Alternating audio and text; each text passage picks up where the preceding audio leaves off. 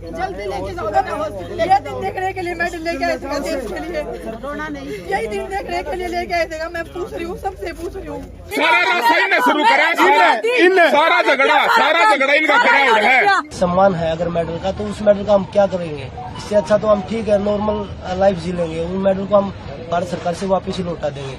जो अवार्ड भी है, जो मेडल भी हमने जीते हैं, वो सभी हम भारत सरकार को वापस लौटा देंगे। पूछ रहे उन्होंने वही क्या हम आपके साथ में, हम आपका भला चाहते हैं, आप ट्रेनिंग करनी स्टार्ट कर दो। तो मैं बोली हम भी चाहते हैं मैम, अगर आप चाहते हो तो।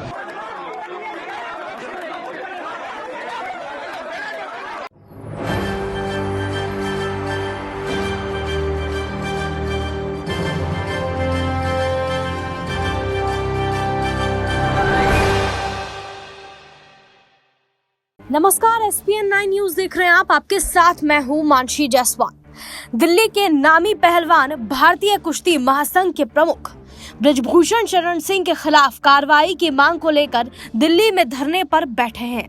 इसी बीच शनिवार को एक निजी चैनल को दिए इंटरव्यू में पहलवानों से बातचीत में ये साफ किया गया कि किस तरीके से उनके साथ दुर्व्यवहार किया गया। जी हाँ, उन्होंने कहा कि ये बहुत दुर्भाग्य की बात है कि हमें यहाँ बैठना पड़ रहा है क्योंकि कोई सुनवाई नहीं हो रही है।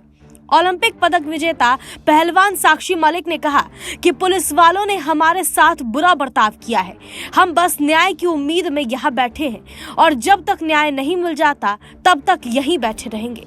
पहलवान विनेश फोगाट ने कहा कि हमें देश से जो प्यार मिला उसके लिए हम शुक्रगुजार हैं, लेकिन हमें यहाँ बैठने के लिए मजबूर किया गया है। लोगों को समझना चाहिए कि इतने बड़े खिलाड़ी अगर कुछ नहीं हुआ होता तो इस तरह से धरने पर नहीं बैठते। विनेश फोगाट ने कहा कि कुछ तो बड़ा हुआ है जो हम लोग यहाँ विनेश फोगाट ने कहा कि कुछ तो बड़ा हुआ है जो हम लोग यहाँ पर बैठे हैं। इसके लिए सच जानने की कोशिश करनी चाहिए। हम कोई रिटायर खिलाड़ी नहीं है और न ही कोई टिकट मांगने के लिए यहाँ बैठे हैं। ओलंपिक पदक विजेता पहलवान बजरंग पुनिया ने ब्रजभूषण सिंह को लेकर बड़ा खुलासा करते हुए कहा कि 2012 में भी एक आवाज उठी थी। ये लखनऊ कैंप की बात है। जूनियर खिलाड़ियों ने एक FIR करवाई थी, लेकिन ब्रजभूषण सिंह ने 24 घंटे में उसको खारिज करवा दिया था।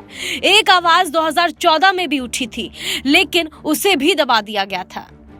विनेश फोगाट ने कहा कि आप देख रहे हैं कि ब्रजभूषण किस तरह से देश के बड़े खिलाड़ियों से बदतमीजी से बात कर रहे हैं। इससे उनका चरित्र और व्यवहार का पता लग रहा है। ये तो हमें बोलने की भी जरूरत नहीं है। वो महिला खिलाड़ियों को गाली देते हैं, बदतमीजी से बात करते हैं। वो खुद को भगवान समझते हैं। उनको अपनी लिमिट नहीं पता है। उनको लगता है कि जैसे कुश्ती को उन्होंने ही जिंदा रखा है। एक बार उन्होंने मुझे कहा था कि कॉमनवेल्थ में मैंने तुझे जितवाया है। वो बॉडी शेमिंग करते हैं। एक बार मेरे सामने एक महिला पहलवान को कहा कि तुम लड़का लग रही हो। ब्रजभूषण सिंह ने कहा कि उन्होंने भी जांच समिति को एक टेप दी है जिसमें आप किसी लड़की की बात कर रहे हैं। इस पर बजरंग पुनिया ने कहा कि आप उनसे पूरी डिटेल निकलवा लीजिए कि फोन मैंने किया था या उनका फोन आया था। अगर मैंने कोई ऐसी बात कही है तो वो उस टेप को रिलीज कर दे।